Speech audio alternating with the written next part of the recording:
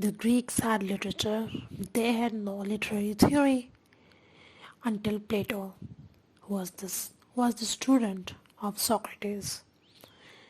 Greek literature contained epic, dramatic poetry, tragedy, comedy, and other forms of storytelling.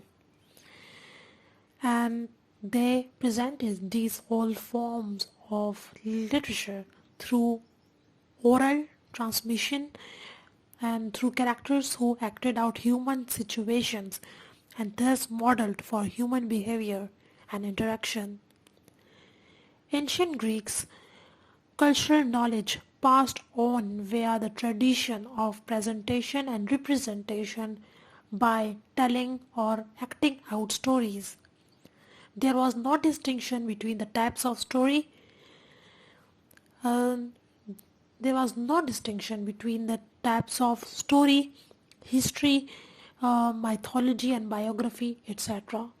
Plato founded a philosophical tradition which was based on reason and human capacity for rational thought and became the highest and more desirable form of thought and preferable means for conveying cultural knowledge. Plato, for Plato, reason was a process of logical deduction, as demonstrated in his Socratic dialogues, stories, poetry, drama, because they appeared to their audiences emotions more than to their rational minds and became inferior methods for passing on cultural values as demonstrating the best ways of describing. For Plato, art aroused emotion and could never be the true in the way that reasoned argument could be true.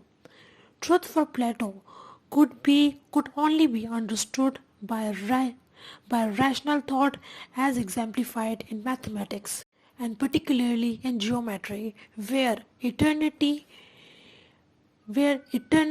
perfect formulas for generating figures such as area of right triangle could be derived from a handful of basic premises. Plato preferences reason over emotions. This is the highlight of this video. And truth of maths over the truth of human feelings. And reality resided in the form and reality resided in the form that were eternally and unchanging rather than in the chaotic and ever-shifting material human beings aligned. Plato and other Platonic philosophers, for them, the world we perceive through our senses and the world which we touch, smell, hear and taste and see is an illusion or a reproduction of some kind of an other realm and the world of which Plato calls the world of ideals. What was the world of ideals? Let's define that. Things exist in the most perfect form and never change. Their static condition make them eternal and therefore are source or essence of all the things that exist in our human material world. What is material world? Which is the opposite of the world of ideals. Which is the material world? Material world is the world which we can perceive through our senses.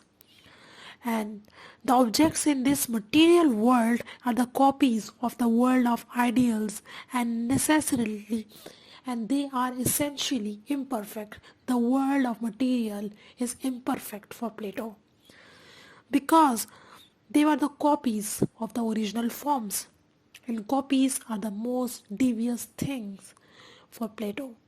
According to Plato, we can understand the world of forms, which can also be called the world of truth, the world of ideals, or the world of essence, only through reason and the process of logical argument.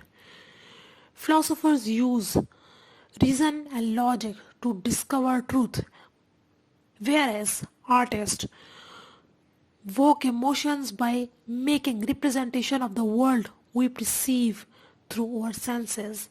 For Plato, all art is the representation, whether in the words like poetry, in colors, which is through painting, and art create pictures of material, perceivable world, which Plato calls nature.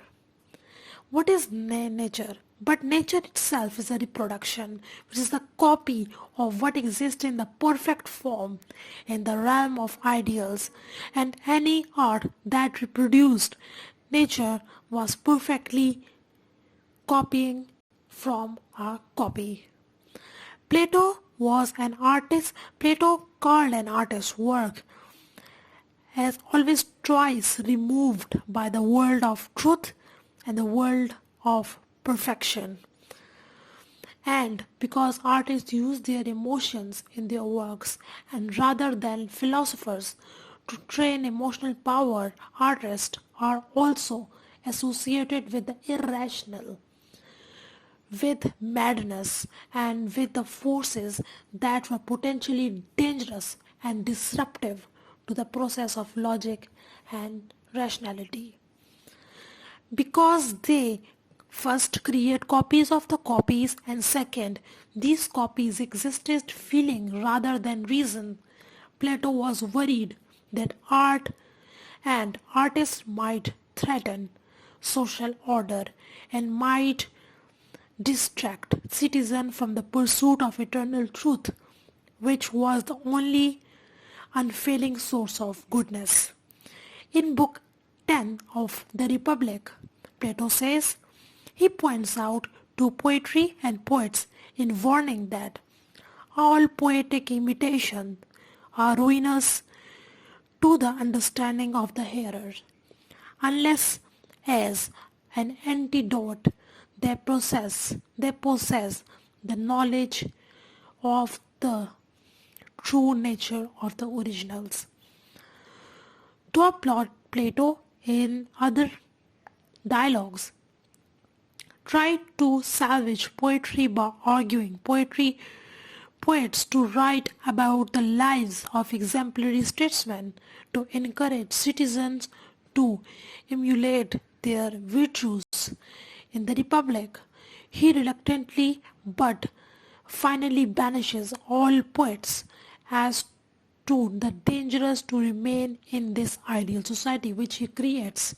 And this ideal society he names in his book The Republic, and he banishes all poets and artists entering his city. Plato worried that all art, including literature, literary art and poetry and drama, that tell lies and influences its audience in irrational and emotional ways. Emotions for Plato can be true. For Plato, reason and logic is important.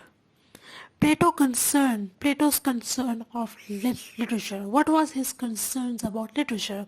He starts that tradition of literary criticism and theory. Plato starts the tradition of literary criticism and literary theory, which focuses on the effect that a literature has on his reader, that what an effect the literature has on its readers and audiences.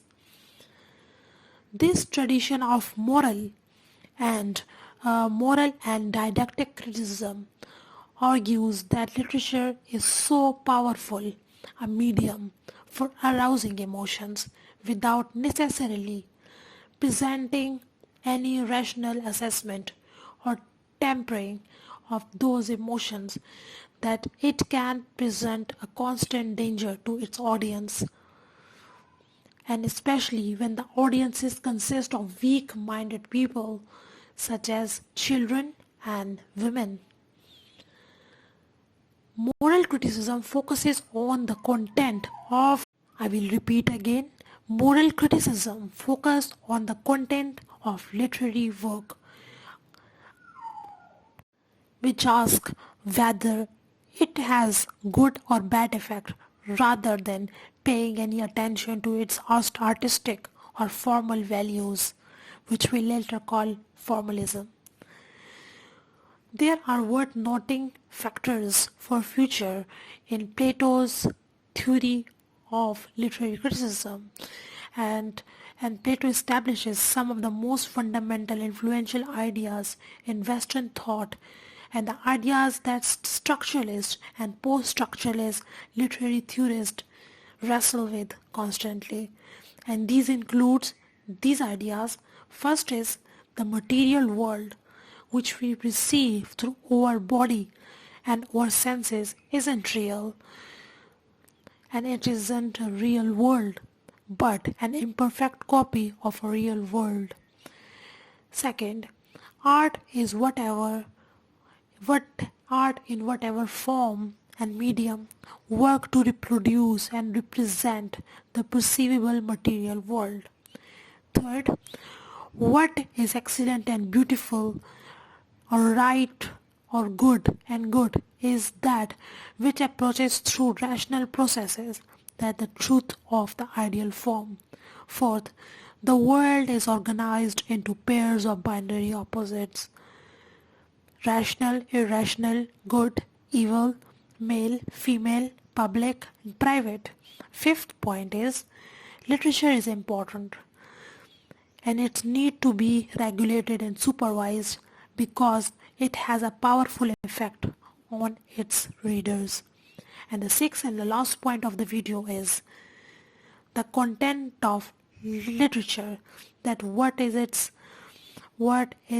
scope and how it is and represent is more important than the form it comes in. So with that, I will close this video, and the next coming video will be comprising on Aristotle literary theory and how he write the defense of literary theory and poetry. So may hope you will like this video, and for more updates subscribe this channel and like and share.